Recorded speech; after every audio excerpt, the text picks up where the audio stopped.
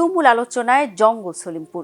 কি হচ্ছে সেখানে আর এর ইতিহাসই বা কি, চলুন একটু নজরে দেওয়া যাক। জঙ্গল সলিমপুর নামটি শুনলে মনে হয় যেন একটি দূরের কোনো দুর্গম এলাকা, কিন্তু বাস্তবে চট্টগ্রাম শহর থেকে সেখানে যেতে সময় লাগে সর্বোচ্চ 15 থেকে 20 মিনিট। পাহাড় কেটে বানানো এই খাস জমির বাজার মূল্য বর্তমানে কয়েক হাজার কোটি টাকা, কিন্তু এটি এখনও সন্ত্রাসীদের দখলে। বর্তমানে সেখানে 20 থেকে 25 হাজার বাড়ি আছে, যাতে অন্তত 1 থেকে 1.5 লাখ মানুষের বসবাস, এবং এদের বেশিরভাগই দেশের বিভিন্ন এলাকা থেকে এসে এখানে জুড়েছেন।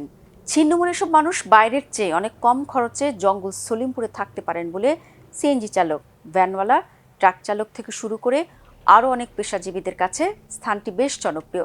তবে জানা গেছে অনেক মধ্যবিত্ত পরিবারও ওখানে থাকে, তবে এটি সবচেয়ে বেশি পছন্দের অপরাধীদের কাছে, এমনটাই বেরিয়ে এসেছে আইন শৃঙ্খলা রক্ষাকারী বাহিনীর দেওয়া তথ্যে। আরেকটি মজার তথ্য হলো, এখানকার বাসিন্দাদের এলাকায় ঢোকার জন্য আলাদা পরিচয়পত্র রয়েছে।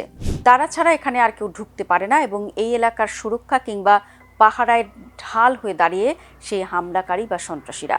গত বছর শেষ দিকে পরিচয় গোপন করে জমি কেনার অজুহাতে জঙ্গল সলিমপুরে গিয়েছিলেন স্থানীয় এক সাংবাদিক, কিন্তু তিনি ভেতরে প্রবেশ করতে পারেননি।